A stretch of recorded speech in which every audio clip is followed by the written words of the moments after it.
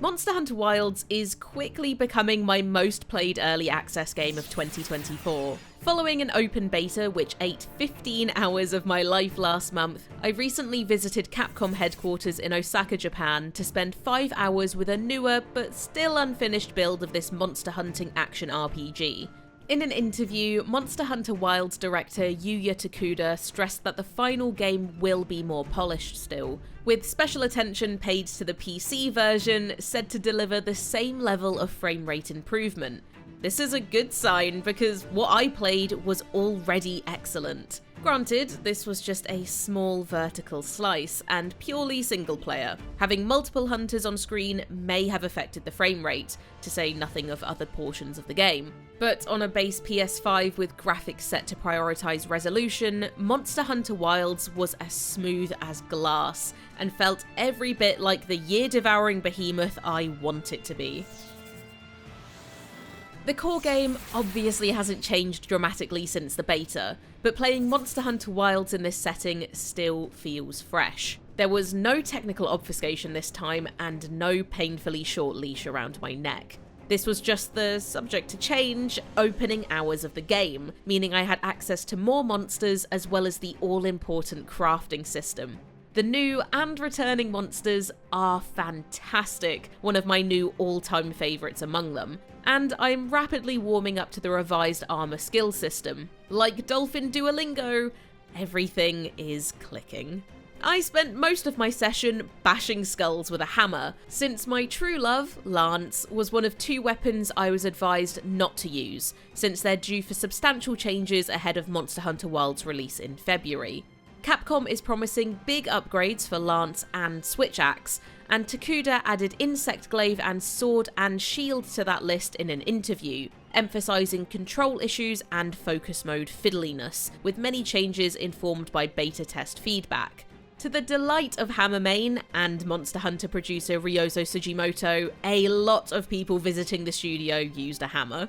As I blitzed through the story quests, a greatsword made short work of creatures with smaller, less hammer-friendly heads, most notably the new spider monster Lalabarina, whose balletic movements and rose theming have quickly won it a place in my heart. Lalabarina was the monster I hunted the most, not to grind materials, but because mastering fights and watching my hunt times go down is a big part of enjoying Monster Hunter for me. This spiny thing moves like nothing else in Monster Hunter, pouring at you with obsidian claws and pirouetting away to launch volleys of paralysing spores. At once freaky and beautiful, it's an instant classic. Other newcomers include the fire-breathing Q Matrice, who feels like a goth, less dopey version of Yian Kut-Ku. My fellow Hammer appreciators will be pleased to hear that it stops just short of presenting its skull on a silver platter. Prime for cracking. Returning crowd favourite, Conga Lala, a big pink monkey that farts on you, is in prime condition too. He's pink, he farts, he is perfect. The pinnacle fight for our session was Uth-Duna, a gargantuan leviathan that flops around like a whale that took up sumo wrestling after beaching in Japan. Uth-Duna echoes the oceanic beauty of Monster Hunter Worlds' elder dragon Namielle, crimson scales draped in pearlescent fins. Uth-Duna gave me more trouble than anything I've encountered in Wilds, including Ray Dao in the beta. It moves like a waterbed with legs, and many of its attacks send disruptive waves splashing around the arena. A fun way to handle AoE attacks that makes Worlds' Lunastra look even worse by comparison. It slams and belly flops with quaking impact, the soundtrack swelling perfectly to accentuate it. I thought this would be a forgettable walking hitbox type of monster, but it ended up being my second favourite after Lalabarina. All of my hunts felt better than the Monster Hunter Wilds beta for a few reasons, even without that performance bump. For one, Hit Stop is back, baby! I could sense those charged swings in my palms. It's not Monster Hunter 4 Ultimate levels of oomph, but it's there, and that's what matters. Takuda said they were actually encouraged by all the Wilds beta players clamouring for more hit-stop feedback after Monster Hunter Worlds' audience apparently hated it, and finishers will be even juicier in the full game. It felt like monsters didn't run away as often as they did in the beta either, perhaps due to maps having fewer large monsters in town to cause turf wars and clashes. I was able to kill most monsters in 1 or 2 areas, which is about what I would expect. The fact I could actually craft gear to hunt monsters more efficiently helped, and this ended up eating a sizable chunk of my session. The process of crafting or upgrading a weapon is pretty much unchanged from World or Rise so far. A tree of options with crafting and upgrade material requirements, but I get the impression there's much more customization to come. The headliner here is how armor skills are now split between your armor and your weapons, with weapons themselves carrying more offensive and specific skills. Here are a few combinations that stood out to me. Attack boost and guard on a lance, charge up on a hammer and slugger on another hammer, rapid morph on a charge blade, and focus on a greatsword.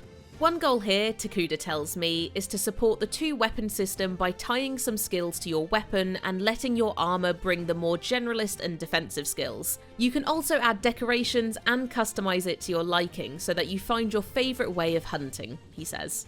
I specifically asked if our endgame loadouts will match the setups we had in World or Rise in terms of skill quantity and level. Takuda says they've added new skills, preserved some iconic ones, and adjusted or compressed a few others, from 5 ranks down to 3 for instance, but didn't share what a maxed loadout may look like, presumably for spoiler reasons. More needs to be seen here. Early game builds don't allow for such depth. But so far, I like the idea. It's different, it gives weapons more vectors than attack and sharpness and slots. It lets overlooked but comfy defensive skills shine a bit brighter. I just hope the grind to upgrade weapons is a rewarding one, and that maxed loadouts don't feel neutered. This needs to be more than a reason to justify the 2-weapon system. I'm looking over my post-beta Monster Hunter Wilds wishlist and having a hard time coming up with anything that wasn't noticeably better in this updated build. The UI is still cluttered by unnecessary information, and the item pouch feels a bit worse than it did in recent games.